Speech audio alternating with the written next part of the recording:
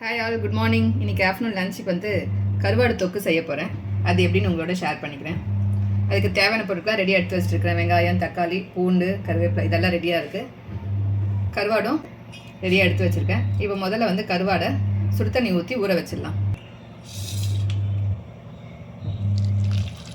எப்பவுமே கருவாடு வந்து முதல்ல சுடு தண்ணியில் கொஞ்சம் நேரம் நீங்கள் ஊற வச்சிடணும். மூழ்கிற அளவுக்கு சுடு தண்ணி ஊற்றிட்டு அது ஒரு பக்கமாக வச்சுருங்க. வெங்காயம் தக்காளிலாம் ரெடியாக இருக்குது. நம்ம இப்போ தாளிக்க ஆரம்பிச்சிடலாம். அடுப்பத்தை வச்சு பேன் ஒன்று வச்சுக்கலாம். பேன் சூடு என்னொன்னே நம்ம எண்ணெய் கொஞ்சம் ஊற்றிக்கலாம். எண்ணெய் காஞ்சோடனே நம்ம கடுகு போட்டுக்கலாம். இதுக்கு கடுகு மட்டும்தான் போடணும், வேறு எதுவும் தேவையில்லை. கடுகெல்லாம் பொரிஞ்சிடுச்சு.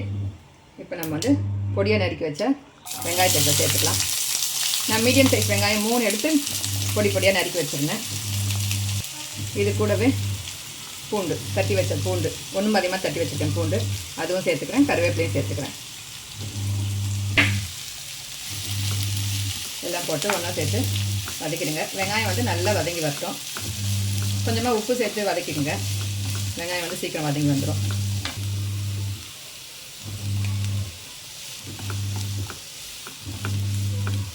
வெங்காயம் வந்து நல்லா கோல்டன் ப்ரௌன் வர வெள்ளம் வதக்குங்க. அப்பப்போ வதக்கி கொடுத்துனே இருங்க. வெங்காயம் வந்து பாருங்கள் நல்லா வதங்கிடுச்சு. இந்த மாதிரி வதங்கினதுக்கப்புறம் தான் நீங்கள் தக்காளி சேர்க்கணும். எப்பவுமே பொதுவாக தொக்குக்கு வந்து வெங்காயம் தக்காளி வந்து நல்லா வதங்கணும். அப்போ தான் வந்து டேஸ்ட்டாக இருக்கும். தக்காளியும் சேர்த்துட்டு ஒன்றா மிக்ஸ் பண்ணிவிடுங்க.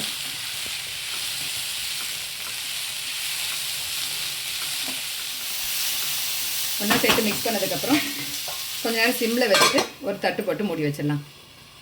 ஒரு 2-3 நிமிஷம் அதுக்குள்ளே வந்து இந்த ஆவிலே நல்லா தக்காளி வந்து வதங்கி வந்துடும். அதனால் கொஞ்சம் நேரம் சிம்மில் இருக்கட்டும். இந்த தக்காளி வதங்கிக்கிட்டோம். இந்த தக்காளி வதங்குற கேப்பில் நம்ம வந்து கருவாடு வாஷ் பண்ணிக்கலாம். தண்ணி ஊற்றி ஊற வச்சுருக்கீங்களா கருவாடு, அது இப்போ நம்ம வாஷ் பண்ணிக்கலாம். பாருங்கள், சுடு தண்ணி ஊறினதால் மேலே கொஞ்சம் ஒரு மாதிரி லைட்டாக அழுக்கலாம் இருந்துச்சுன்னா அந்த சுடு தண்ணியிலே வந்துடும். உப்பும் வந்து நல்லா கரைஞ்சிரும். பொதுவாக கருவாடில் கொஞ்சம் உப்பு அதிகமாக இருக்கும். அதனால் நீங்கள் சுடு தண்ணி ஊற்றி ஊற வச்சுருங்க.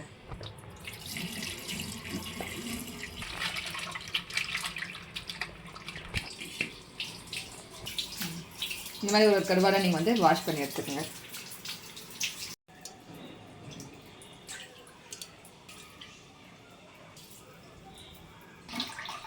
கருவாடெல்லாம் வாஷ் பண்ணியாச்சு. ஒரு 2-3 தண்ணி ஊற்றி வாஷ் பண்ணி ரெடியாக எடுத்து வச்சுக்கோங்க. இது தக்காளி வதங்க கேப்லேயே நம்ம இந்த கருவாடை வந்து வாஷ் பண்ணி எடுத்து வச்சுக்கலாம்.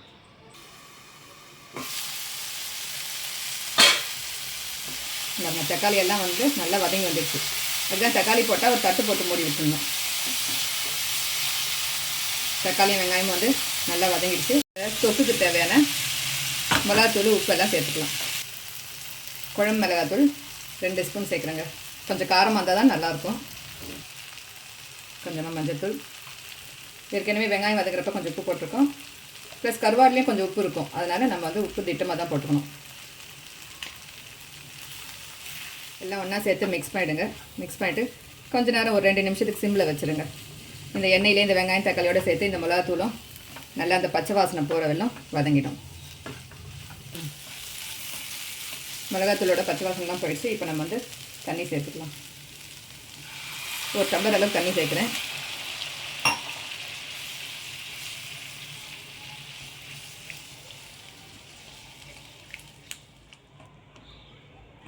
கொதி வரட்டும். கொதி வந்ததுக்கப்புறம் தான் நம்ம கருவாடு போடணும். நம்ம ஊற்றின தண்ணியெலாம் நல்லா கொதிக்குது. இப்போ கொதிக்கிறப்ப தான் நம்ம கருவாடு போடணும்.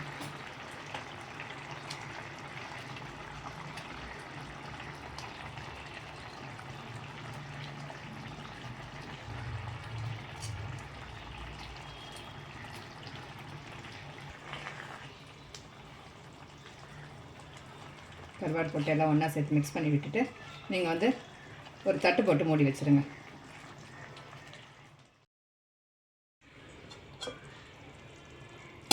5 நிமிஷம் ஆயிடுச்சுங்க. ஓப்பன் பண்ணி பார்க்கலாம். கம்மன் வாசனையாக இருக்குங்க திறக்கிறப்பவே. நம்ம ஊற்றின எண்ணெய்லாம் கூட பாருங்கள் சைடில் அப்படியே வந்துருக்கு பாருங்கள். அவ்வளோதாங்க, கருவாடு தொக்கு ரெடி ஆகிடுச்சு. கருவாடும் சீக்கிரமாக வெந்துடும் தாங்க. நம்ம ஏற்கனவே வேறு சுடு தண்ணியில் வேறு கொஞ்சம் நேரம் ஊற வச்சோம் இல்லைங்களா, அதனால் சீக்கிரமாகவே வெந்துடும். இந்த கருவாடு தொக்கோட நீங்கள் ஒரு மிளகா கிள்ளி போட்டு சாம்பார் வச்சுட்டு இல்லை ஒரு ரசம் வச்சுட்டு இதை சைடில் வச்சுன்னு சாப்பிட்றதுக்கு அவ்வளோ சூப்பராக இருக்குங்க. இல்லைனா இந்த தொக்கை போட்டு அப்படியே கூட சாப்பிட்லாங்க, டேஸ்ட்டாக இருக்கும்.